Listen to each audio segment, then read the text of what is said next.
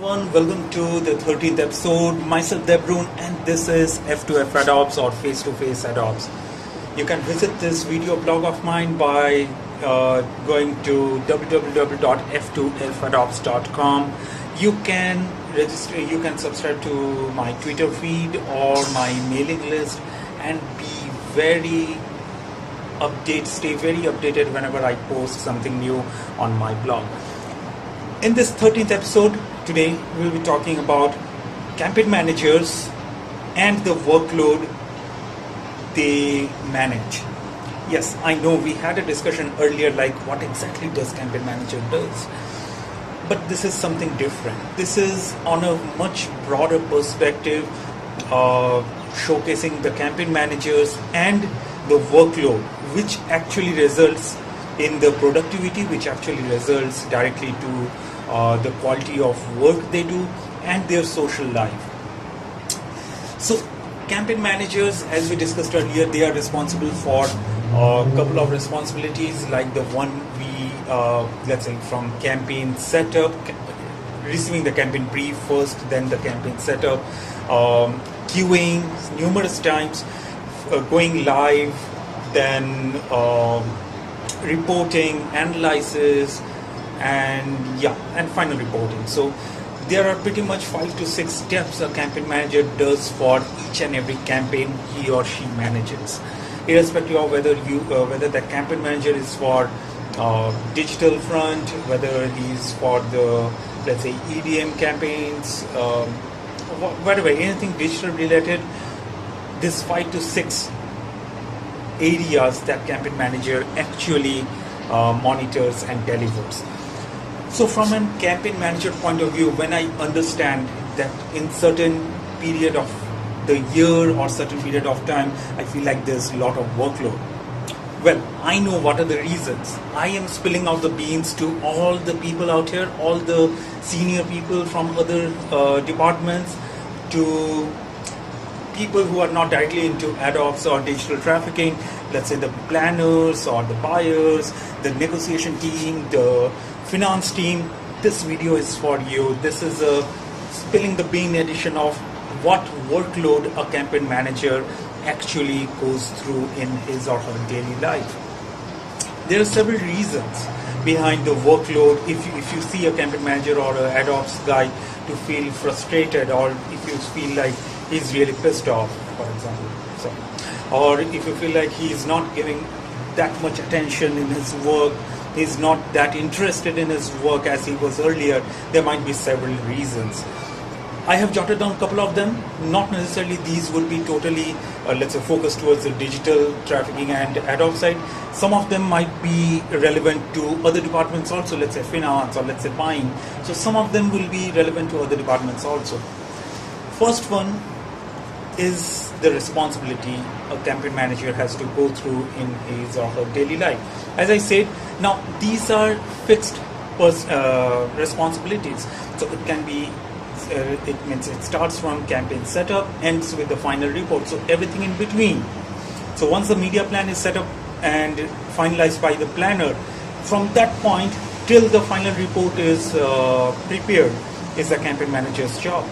So it's a big responsibility in itself, because you are the only person, the campaign managers, the AdOps guy is the only person who knows what's happening in the campaign, who is responsible for troubleshooting, who is responsible for giving a proper output, what's happening, why it is not happening, when it should happen, getting in touch with the publishers, getting in touch with the technology providers, getting in touch with different pillars of digital advertisement in order to get a response. So your AdOps guy has a lot of things to do. He's a very important guy. So a lot of responsibilities. Now, next is many campaigns. On a very general level, every campaign manager at the worst case of his life manages a lot of campaigns. Now, lot actually is a very variable term. For me, lot can be 25 campaigns. For another person who manages, let's say, 50 campaigns, but all of 1-2 lines or 3-4 lines or entries or placements, it can be a lot for him. A person who manages only 2 major accounts, that's all. No 3 clients, only 2 major accounts. That might be a lot of for him or her. So lot is a variable here. I can't define lot. For me, it is 50 campaigns. For another person, it may be just 2 accounts or 2 campaigns at a time. So it depends. Now, whenever, on an average, a campaign manager manages around 15 campaign at any point of time. Around 15. So in days when the workload is less, or in months when the workload is less, let's say end of December or mid-year, sometime when work is relaxed, with an exception of these 2-3 times, rest of the time a campaign manager actually manages average 15 campaigns. So whether you are from the agency side, or campaign manager from the agency side, or from the publisher side, or from the advertiser side, you are managing good amount of campaigns, good amount of data, good amount of executions already. Next, because of the fixed responsibilities, it's like the Bible of responsibility which a campaign manager needs to do: execution till final reporting, plus these many campaigns, so multiplied by 15 campaigns or 20 campaigns at a time. This results in long hours of work. Now, this long hour means you are staying late at office. At some point of time, you are also going early to office in order to, consume that extra workload. This actually brings in discontent between the campaign managers or the people who is working overtime. And if the company culture is against that, or if the remuneration or the perks which is provided to that person who is doing his best in squeezing the quality out of that campaign, well, this adds to a lot of discomfort and a lot of negativity in that campaign manager. So long hours and organization is actually nothing doing in order to prevent that long hours. Second is, remuneration is comparatively different from what it should be on the market, let's say what it is in the market level, market scenario. Third, the perks provided for the person who is doing long hours or who is really putting in his or her hard work is not up to the mark. Office culture, if people around you doesn't appreciate, doesn't motivate, that's a very good point. Motivation is required for any work, irrespective of digital, offline, advertisement or construction or any. Motivation is very important. Whether you are singing, whether you are dancing, you are a dancer or a singer or a graphic designer or whatever you are doing, motivation is very important. If the workplace is not motivating, if the workplace doesn't imbibe the entrepreneurial spirit, irrespective of whether you are a startup or whether you are a full-grown agency or publisher, the entrepreneurial spirit and motivation should be there in order to bring out the best quality from a professional. And another point is there, which is the client attitude. Some clients are really nice. They understand the business. They understand how an agency works. They understand how things roll by or flow by in a media agency, or once the data is passed on from the advertiser to agency and then the publisher. They understand it, and based on that, any issues or any queries which the agency has, the advertiser take it very sportingly. The client takes it very sportingly and helps them eradicate them. But unfortunately, this is not the case for all the agencies. Sorry, not all the clients. Some clients, let's say, and it's not their fault entirely. There can be a position where so far they were into the print media and now they are understanding the importance of digital and they want to dip their toes in the digital water. So now in that initial pilot phase of dipping toes in the digital water from the client side, there are no people from the client side who is supporting, or they haven't recruited anyone, or not a big team, not a moderate sized team also for managing the digital client. So the print media guys, they try to understand the digital. In that case, it becomes slightly frustrating for the agency people, for the campaign managers or the planners also in some point of time, to make them understand what digital is all about. And there's a very negative notion which might imbibe from this migration is like, okay, if this is possible in print, this should also be possible in digital. Well, things doesn't work like that. The clients needs to understand that.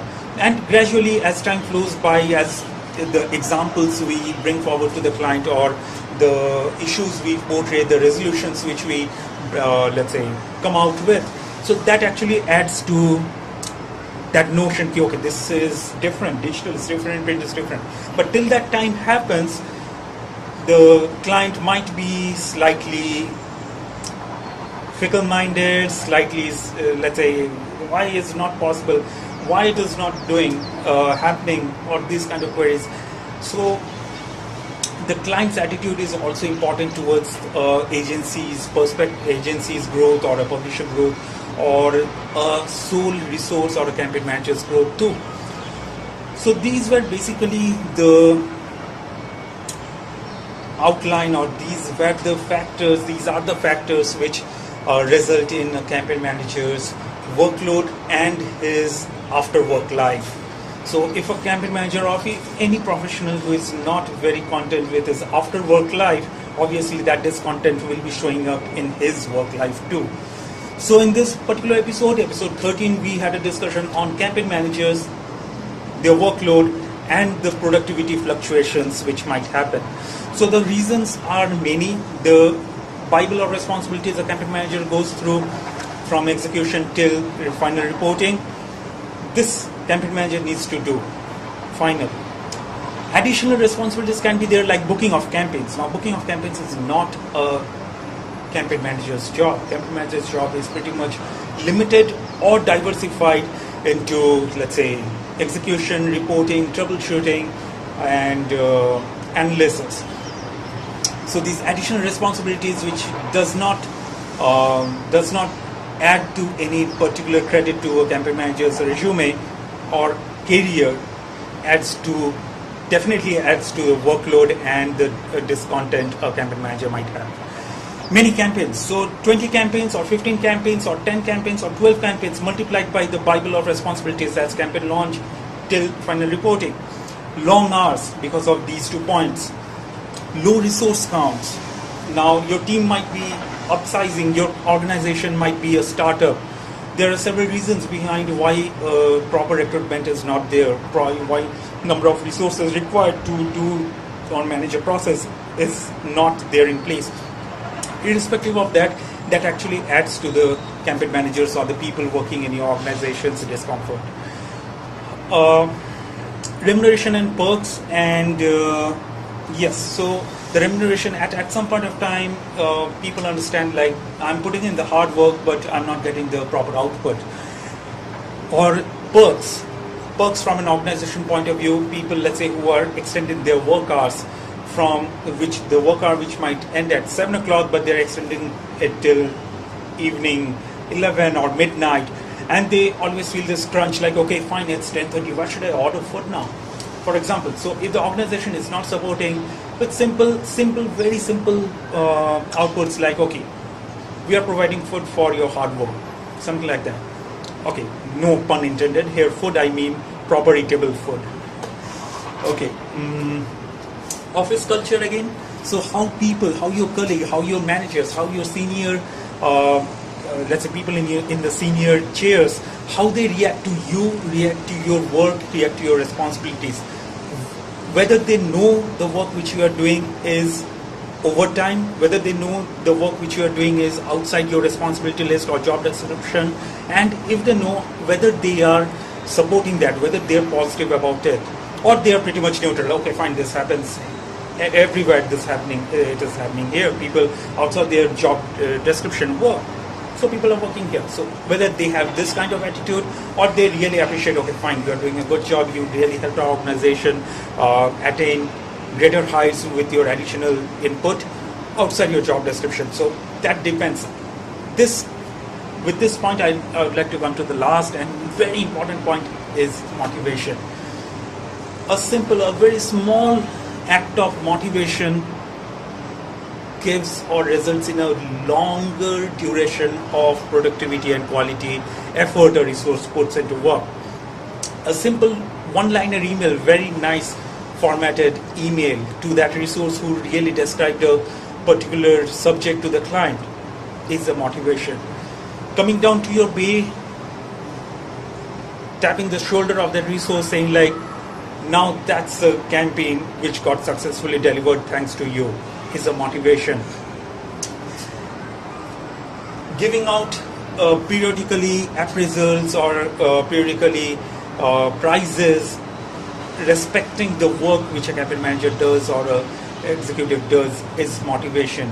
Supporting the resource in his hard work when he is working hard with simple kind gestures like providing food, providing free transport whenever you are late, or providing beverages, soft drinks or juices when you feel down, allowing your resources to take a 15-minute break or nap in order to re-energize themselves.